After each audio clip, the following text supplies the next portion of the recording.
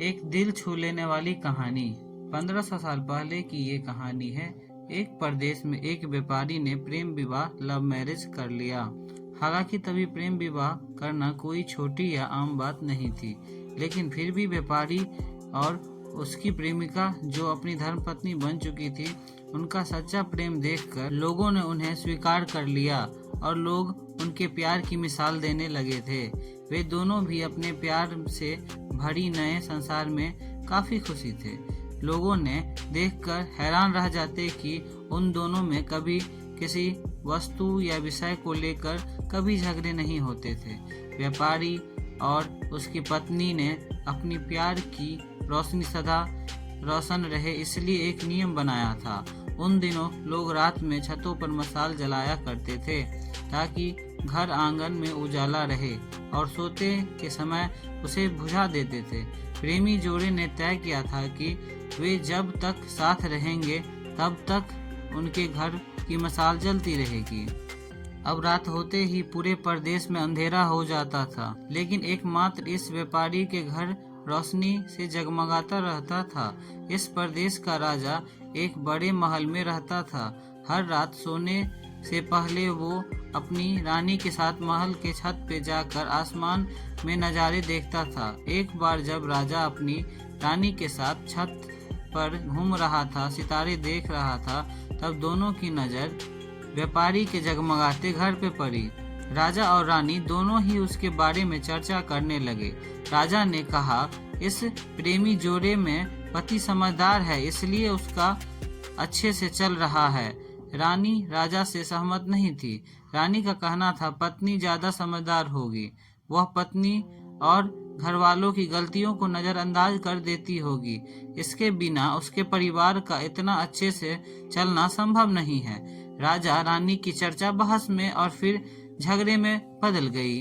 अतः राजा ने कहा, हम क्यों झगड़ रहे हैं, एक काम करते हैं, उनकी परीक्षा लेते हैं और देखते हैं कौन ज्यादा समझदार है। रानी को भी यह सुझाव पसंद आया। राजा ने अपनी परीक्षा लेने के लिए योजना बताई। अगले दिन योजना के मुताबिक व्यापारी के घर स्त्री भेजा।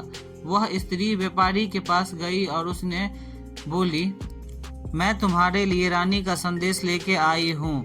वह स्त्री संकोच करते हुए व्यापारी से बोली कि रानी को तुम बहुत पसंद आए हो। अगर तुम अपनी पत्नी को छोड़ देते हो या हत्या कर देते हो तो तुमसे रानी शादी के लिए तैयार है।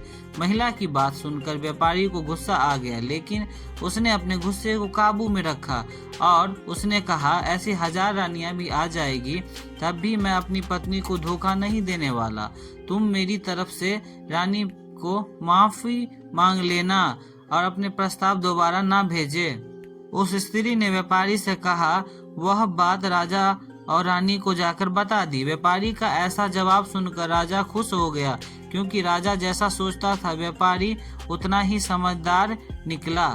वह व्यापारी पत्नी की परीक्षा की बारी। राजा ने एक आदमी को उसके पास भेजा। आदमी ने व्यापारी की पत्नी से कहा कि तुम राजा को पसंद आ गई हो। राजा ने कहा है, अगर तुम अपने पति को मार देती हो तो उनसे रानी बन जाओगी। आदमी की बात सुनकर पहले व्यापारी की पत्नी कुछ नहीं बोली। जब आदमी वहां से जाने लगा तब पीछे से व्यापारी की पत्नी ने कहा, आज रात जब मशाल बुझ जाएगी तो समझ लेना मैंने अपने पति की हत्या कर दी। राजा के आदमी इस घटना का वर्णन राजा और रानी के सामने जाकर किया। राजा को व्यापारी की पत्नी पर काफी गुस्सा आया, लेकिन रानी ने राजा को कहा, सिर्फ ऐसा कह रही है, वह कर नहीं सकती है क्योंकि वह प्रेमिका है उसकी। राजा ने तय किया कि व्यापारी खतरे में डालना नहीं चाहिए, इसलिए राजा ने अपने कुछ सिपाही को आदेश देकर उसके घर के पास खड़ा रहने के लिए कहा। राजा ने उसको समझाया कि जैसे ही व्यापारी के घर की मशाल बुझे तो तुरंत उसके घर में घुस जाना और व्यापारी को बचा लेना। रात होते ही राजा और रानी अपने महल के छत पर आकर व्यापारी के घर की तरफ देखने लगे। आधी रात हो गई थी, लेकिन कुछ भी नहीं हुआ। रानी राजा से कहने लगी, देखा मैं कहती थी ना व्यापारी ऐसा घर में कुछ भी नहीं होने वाला है। राजा को व्यापारी की चिंता होने लगी। थोड़ी देर बाद सिपाही आकर बोला कि मसाल बुझ गया है और जब तक हम लोग जाते तब तक व्यापारी मर चुका है। राजा जैसे ही सुना कि व्यापारी मर चुका है तो उसने कहा कि सिपाहियों ने कहा उसकी पत्नी ने दिन में ही जहर दे दिया था और रात को पति के मरने के बाद मसाल बुझाई, इसलिए हम कुछ नहीं कर पाए। राजा को इस घटना से न सिर्फ व्यापारी की पत्नी बल्कि औरत से नफरत होने लगा था। व्यापारी की पत्नी के बेवफाई के विचार में उसे पूरी रात आते रहे। राजा उस दिन 1 मिनट भी नहीं सो पाया। राजा को इस बात की काफी पश्चाताप हुआ।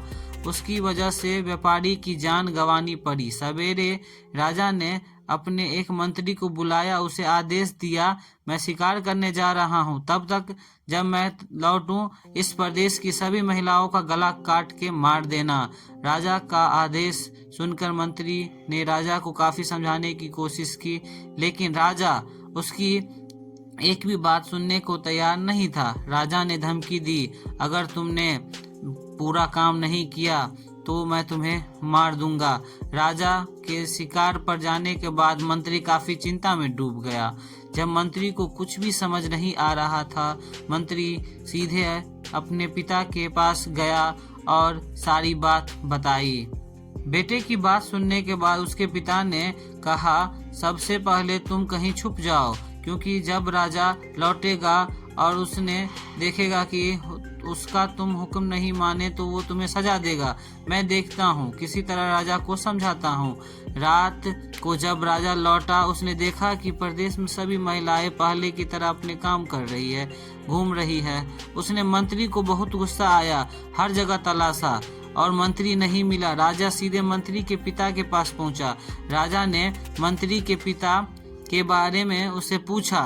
मंत्री के पिता राजा को शांत करने के लिए पानी दिया, बैठने के लिए कहा और बाद में राजा से पूछा, आप क्यों सभी महिलाओं को मारना चाहते हैं? राजा ने व्यापारी वाली पूरी कहानी मंत्री के पिता को सुना दी। मंत्री के पिता ने कहा कि आपने जो फैसला किया है वो सही है या गलत मैं नहीं बता सकता हूँ, लेकिन मैं एक कहानी सुनाता हूँ जो मेरे साथ बीती है। वह कहानी सुन लीजिए, उसके बाद आपका जो फैसला होगा हम सब मान लेंगे। मंत्री के पिता ने कहा कि एक दिन मैं जंगल से गुजर रहा था। अचानक एक नकाबपोश घोड़े पर सवार होकर आया और मुझे बंदी बनाकर घसीटते हुए कब्रिस्तान ले गया। जब एक कब्र के पास लेके आया तब पहले एक कब्र खुदी हुई थी और एक सर कटा हुआ कब्र में था।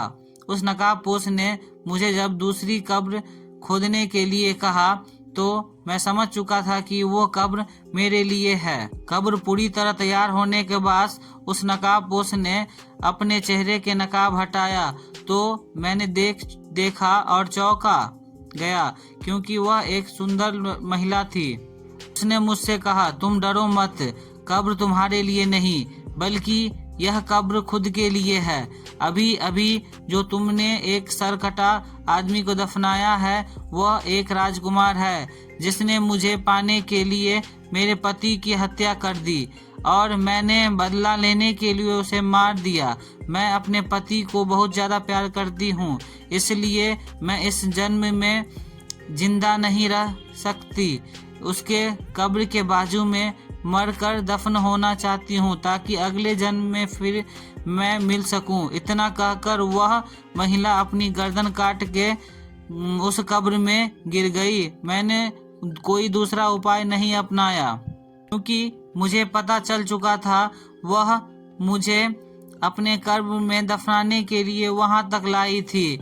मैंने उसे दफन किया और अपने घर वापस आ गया। महाराज, आपने जिस घटना को देखा है उसमें एक महिला ने धोखेबाजी की है। मैंने जो कहानी सुनाई है, जिस घटना का अनुभव किया है, उसमें एक महिला अपने पति के प्यार के कारण अपनी जान दे दी। अब आप ही बताइए महाराज, अगर एक महिला बेवफा निकली तो क्या सभी महिलाएं बेवफा होगी? एक महिला की सजा दूसरी महिलाओं को देना उचित होगा। राजा को बूढ़े मंत्री की बात समझ में आ गई और सभी महिलाओं को मारने का ख्याल मन से निकाल दिया। दोस्तों, यह कहानी से हमें यही सीख मिलती है कि दुनिया में भिन्न भिन्न तरह के लोग हैं, भिन्न भिन्न तरह के विचार हैं, उतने ही अलग तरह के सबके व्यवहार हैं। हम एक आदमी का व्यवहार देखकर बाकी सब को फैसला नहीं कर सकते। आज के दौर में बात अच्छी तरह से और औरतों को भी या पुरुषों को नफरत की दृष्टि से देखने लगते हैं, सभी को एक तराजू में तौलने लगते हैं। आपने इस कहानी के विचार बताइए और यह कहानी आपको कैसी लगी सो भी कमेंट बॉक्स में बताइएगा। Thanks for watching.